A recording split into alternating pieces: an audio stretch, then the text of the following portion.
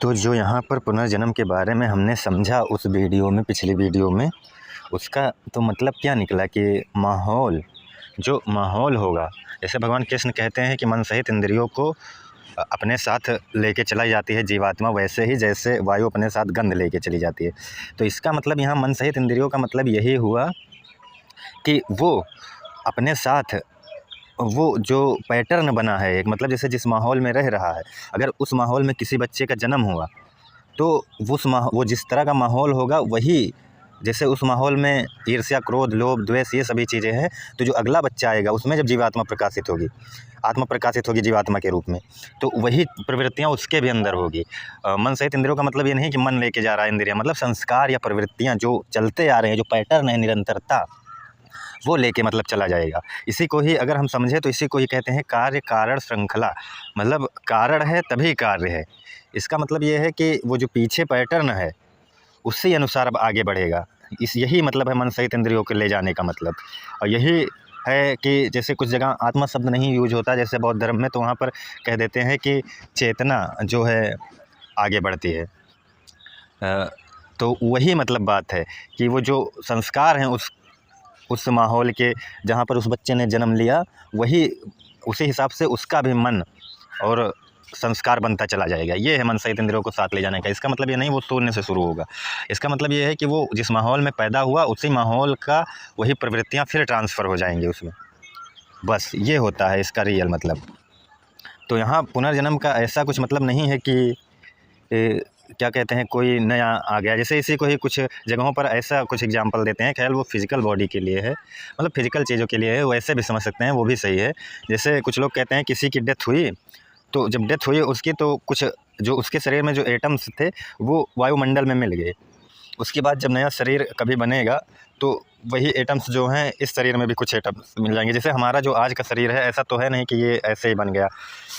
जो हमारे शरीर, जो वायुमंडल में एटम्स हैं वो हमारे शरीर में आए होंगे, तो वो एटम्स पहले किसी और के शरीर में रहे होंगे। इसका मतलब किसी और के शरीर में जो एटम्स थे वो हमारे शरीर में, लेकिन सब के सब हैं तो ऐसा नहीं है। कुछ एटम्स होंगे लेकिन सब के सब वैसे का वैसा मिल जाए, ऐसा केसेस इम्पॉसिबल है लगभग।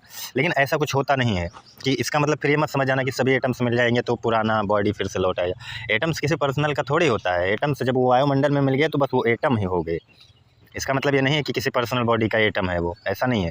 तो ये भी एक एग्जांपल होता है, ये बॉडी के लिए मैं कह रहा हूँ। लेकिन एक हिसाब से पुनर्जन्म का रियल मतलब ये है कि जो संस्कार थे उस माहौल के, अब उस माहौल में कोई बच्चा जन्म ले रहा है, जीवात्मा जब उसमें आ रही है तो वही संस्कार लेके चली जाएगी, मतलब लेके नहीं चली जाएगी, वही संस्कार उसमें आ जाएंगे, ये मतलब होगा। क्योंकि लेके चली जाएगी इसका फिर लोग गलत मतलब निकालेंगे, कुछ ले जा रहा है, कुछ ले नहीं जाता, वो प्रवृत्तियों को फिर से मतलब वही प्रवृत्तियाँ उसके अंदर आ जाती हैं। ये होता है पुनर्जन्म। और यहाँ पर यही बातें समझना, यही जो है कार्य कारण नियम है, इसी को कार्य कारण नियम कहते हैं। बौद्ध धर्म में इसी को चेतना का मतलब आगे बढ़ना, चेतना की निरंतरता कह देते हैं। इसका मतलब क्या हुआ फिर सीधा सीधा, मतलब जो हमारा शरीर है वो माहौल पर डिपेंड है। मतलब हमारा शरीर ये नहीं कह सकते कि पूर्णतः स्वतंत्र है। हमारा शरीर उसी जिस माहौल में हम बने हैं उसी के अनुसार ही रहेगा। तो ये होता है इसका मतलब। पुनर्जन्म का मतलब यही होता है कि हम उस माहौल के अनुसार हैं। सब कुछ हमारा नया नहीं आया ना, सब कुछ पुराना है। ये ऐसे कार्य कारण श्रृंखला चलती रहती है। और जब तक मोक्ष की प्राप्ति न हो जाए, जब तक निर्वाण की प्राप्ति न हो जाए, इसका मतलब क्या है मोक्ष की प्राप्ति, कि जब तक हमारे ईर्ष्याओं का, तृष्णाओं का, लोभ, वासनाओं, इन सब का मतलब एंड ना हो जाए, तब तक ये ऐसे ही श्रृंखला चलती रहती है, चलती रहती है। इसका मतलब ये नहीं होता कि कोई पुराना लौट कर फिर आ जाएगा वैसे का वैसा जीवात्मा, मतलब ऐसा कुछ होता भी नहीं है।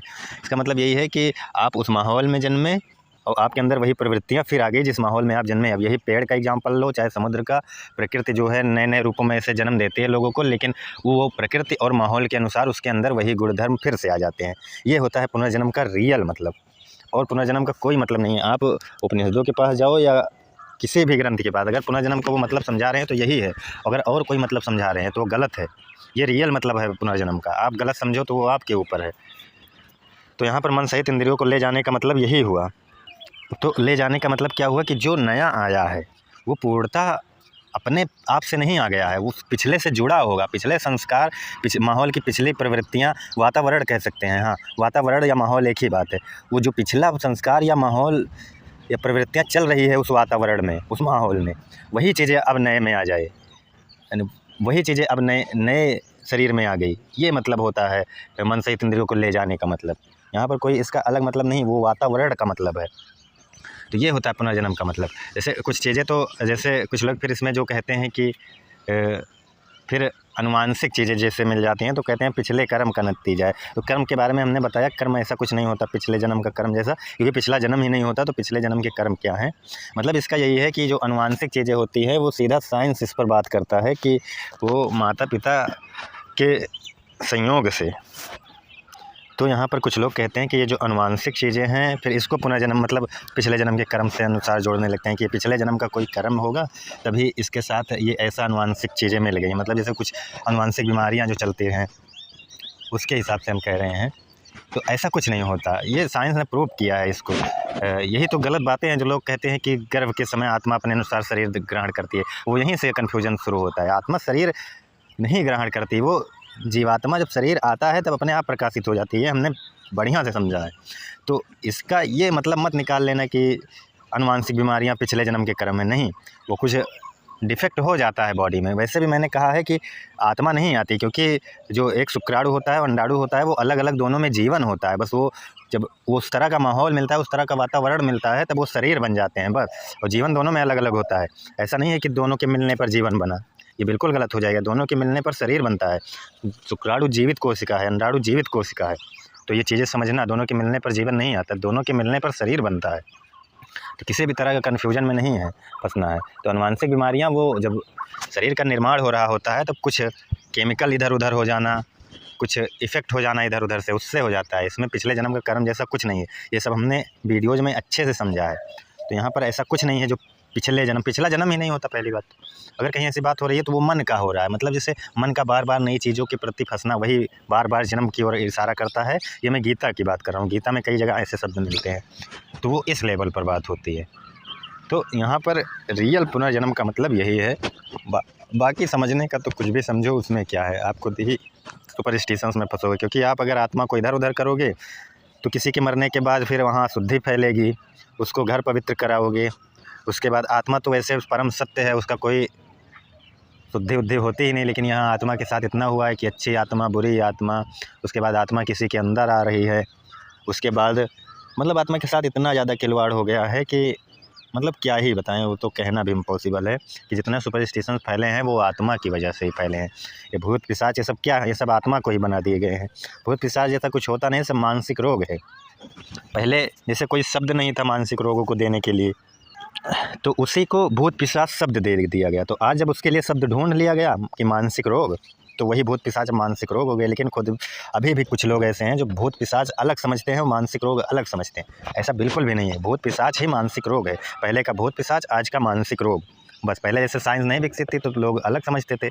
आज साइंस, न्यूरो साइंस ने उसको साबित किया है कि ये सब जो है तुम्हारे मन के ये न्यूरॉन्स इधर उधर हो जाते हैं, ये केमिकल इधर उधर हो जाते हैं, इससे ये सभी चीज़ें होती है, माहौल का इफेक्ट पड़ता है उसमें। तो आज साइंस ने प्रगति की, साइंस ने साबित कर दिया। तो वही मतलब पहले का भूत पिशाच, ऐसा नहीं कि पहले वो नहीं था, मतलब शब्द अलग थे, शब्द वही है आज भी। भूत पिशाच का मतलब कोई पैरानॉर्मल कोई ऐसा कुछ नहीं, मतलब यही होता है कि तुम्हारा मन जो है इधर उधर भटके, वही पिशाच है। मतलब तुम्हारा मन एक चीज़ में ना रहे, वही पिशाच है। तो वही मतलब पहले वो शब्द अलग था, अब शब्द उसी को मानसिक रोग दे दिया गया बस। इसका मतलब ये नहीं कभी कोई पैरानॉर्मल एक्टिविटी होती थी, वो सब मन के ही खेल थे, बस पहले लोग समझ नहीं पाते थे बस। तो कहीं भी भूत पिशाच शब्द सुनना तो मानसिक रोग, आज का मानसिक रोग ही है बस। किसी भी सुपरस्टिशंस में नहीं फंसना है। पुनर्जन्म को इसलिए मैंने बार बार समझाया है। पुनर्जन्म यही होता है कि जो तुम्हारा शरीर है वो पिछले से बिल्कुल अलग नहीं आ गया है। मतलब वो बंधा हुआ एक श्रृंखला चल रही है कि जिस माहौल में तुम जन्मे हो उसी माहौल के अनुसार तुम रहोगे। तुम्हारे गुण कर्म सब उसी अनुसार चलेंगे, तुम्हारी क्वालिटीज़। तुम स्वतंत्र नहीं हो, इसका मतलब यही जो मैं बार बार कहता हूँ, तुम स्वतंत्र नहीं हो पूर्णतः, तुम माहौल और परिस्थितियों पर डिपेंड हो। तुम स्वतंत्र किस रूप में हो ये भी मैंने बताया है। यदि तुम जागरूक हो जाओ तब तुम स्वतंत्र हो जाओगे। तुम ये पहचान लो कि मैं तो वही आत्मा हूँ, तब तुम स्वतंत्र हो जाओगे। ये बातें यहाँ पर ध्यान देनी है। तो किसी भी सुपरस्टिशंस में नहीं फंसना है। तो कार्य कारण का मतलब क्या हुआ कि आज जो मैं हूँ वो मैं कल का ही, मतलब कल का या उस वातावरण का ही कुछ प्रोडक्ट हूँ। और जो मैं आज हूँ मेरी वजह से कल जो आएगा उसमें कुछ इफ़ेक्ट रहेगा, क्योंकि वो भी इसी माहौल से जन्मा होगा। तो ये होता है पिछला जन्म। या पिछले जन्म का कर्म मतलब हमारे माहौल में लोगों का कर्म ऐसा होगा जिससे मैं यहाँ हूँ, और मेरा कर्म ऐसा होगा तो आगे जो चीज़ें जो आएगा वो मेरी वजह से आएगा, मतलब मेरे हिसाब से बनाए हुए माहौल के हिसाब से उसका मन या शरीर बनेगा। ये होता है पिछला कर्म।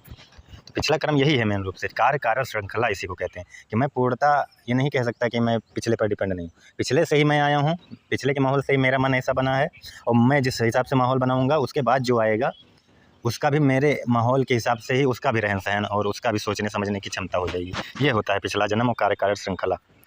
तो ये चीज़ें यहाँ पर समझनी है। और एक बात, जैसे मैंने जितनी भी वीडियो में ये बताया होगा कि जो है प्रकृति बार बार नए रूपों में जन्म लेती है, वो प्रकृति बार बार नए रूपों में जन्म लेती है का मतलब ये है प्रकृति तुम्हें जन्म देगी, लेकिन जो है तुम उस प्रकृति उस माहौल के अनुसार तुम्हारी जो जीवात्मा है वो उन्हीं संस्कारों के अनुसार वो फिर से बनती चली जाएगी जिस माहौल में तुम जन्म लिए हो। उसका सभी जगह जहाँ मैंने पुनर्जन्म की बात की है उन सबका मतलब यही होगा जो यहाँ पर मैंने बताया कि जो है उस माहौल को लेकर चले जाना, उस माहौल की प्रवृत्तियों का तुम्हारे शरीर में आ जाना, उस माहौल के संस्कारों का तुम्हारे शरीर में आ जाना, वही लोभ मोह ईर्ष्या क्रोध कामना तुम्हारे अंदर आ जाना, यही होता है मन सहित इंद्रियों को साथ लेकर चले जाने का मतलब। तो यहाँ पर वही बात है कि अब जैसे हम जो है वो पिछले से ही आए हैं और अगला जो कोई आएगा वो हमसे हमारे ही माहौल से आएगा, हम पिछले के माहौल से आए हैं, तो इसमें हम क्या स्वतंत्र हुए? तो इसमें हम स्वतंत्र नहीं हुए।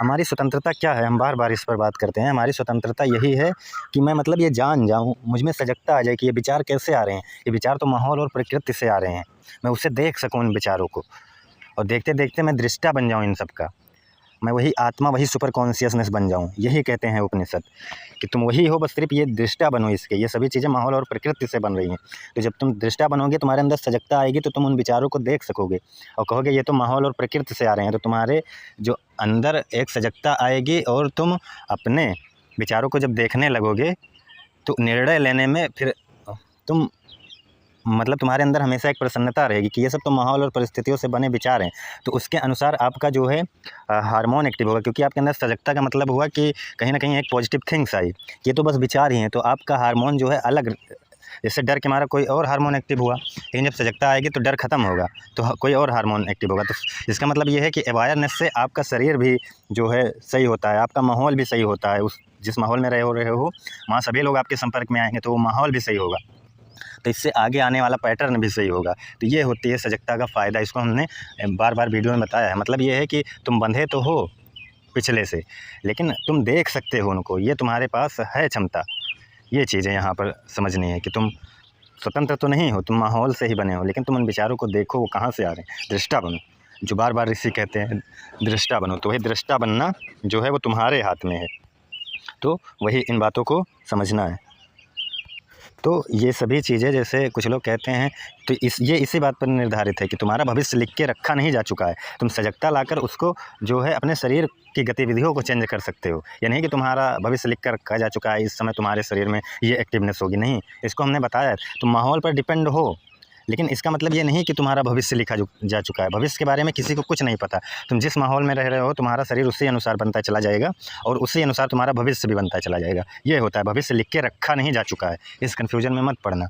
वो भविष्य धीरे धीरे बनता है, जिस माहौल में आप रहते हो उसी अनुसार आपका वो होता है। तो कर्म क्या है? कर्म यही है कि तुम पूर्णतः स्वतंत्र नहीं हो, तुमने पिछला माहौल ने जैसा कर्म किया होगा उससे जो माहौल बना होगा उसकी वजह से मैं आज हूँ, और आज मैं जो कर रहा हूँ इसकी वजह से कल जो आएगा वो होगा। तो ऐसे कार्य कारण श्रृंखला एक चलती रहती है, तो इसी में जो है किसी को कल को ज्ञान प्राप्त हो जाएगा ऐसे धीरे धीरे। तो ये होती है कार्य कारण श्रृंखला। कि इसका मतलब ये नहीं किसी पिछले जन्म का कोई कुछ जा रहा है, इन सब में नहीं फंसना है, कोई सुपरस्टिशंस नहीं। और उसके बाद कुछ लोग फिर कहते हैं कि ये कैसे, फिर कुछ लोगों को कहीं जाने पर डर लगता है या वहाँ जाने पर सच में ऐसा हो जाता है, कुछ तो वहाँ होता है, कुछ नहीं होता वहाँ, सब तुम्हारे मन का वो है। तुम्हारा मन ऑटोमेटिक वहाँ एड्रेनालाइन हार्मोन रिलीज करने लगता है। अगर तुम्हें कहीं जाने से डर लग रहा है तो तुम पहली बात तो तुम्हारे मन में वो चीज़ें बैठी है, इसको समझो, इसको देखो, इस पैटर्न को, और उस जगह पर जाने पर वो हार्मोन जो है ऑटोमेटिक एक्टिव हो जाते हैं, तुम्हें पता भी नहीं चलता, तुम्हारी सोच से पहले हार्मोन एक्टिव हो जाएंगे। तुम्हारे मन में कहीं ना कहीं वो चीज़ें बैठी है। अगर तुम सो रहे हो, कोई उस जगह लेकर चले जाए, तुम्हें कुछ पता ही ना चले तो शायद तुमको कुछ पता भी नहीं चलेगा, लेकिन तुम जाग रहे हो, जा रहे हो तो तुम्हें पता चलेगा, तो तुम्हारा शरीर ऑटोमेटिक रिएक्ट करेगा। तुम कहोगे मैं तो ऐसा कुछ सोच भी नहीं रहा था, ये कहते, लेकिन कहीं ना कहीं तुम्हारा माइंड अंदर ही अंदर सोच रहा है, तुम्हारे वो सब कॉन्शियस माइंड में वो बातें बैठी हैं, तो इसलिए तुम्हें डर लगता है और ऐसी हरकतें हो जाती हैं। तो ये बातें, वही हार्मोन रिलीज होता है और तुम्हें डर लगता है, बेचैनी घबराहट बढ़ती है, तुम्हें लगता है वहाँ कोई था, कोई कहीं नहीं है। ना कोई देवता है ना कोई राक्षस है, सब कुछ तुम्हारा मन ही है। अपने मन को देखो, अपने मन के विचारों को देखो और दृष्टा बनो, अपनी अवेयरनेस लाओ, जिससे कि एक पॉजिटिव थिंग्स आए, जिसके कि आपके हार्मोन्स चेंज हों और आप जो है सही जीवन जी सको। इसका मतलब ये होता है। तो आज के लिए इतना ही, कोई सुपरस्टिशंस कहीं नहीं है। धन्यवाद।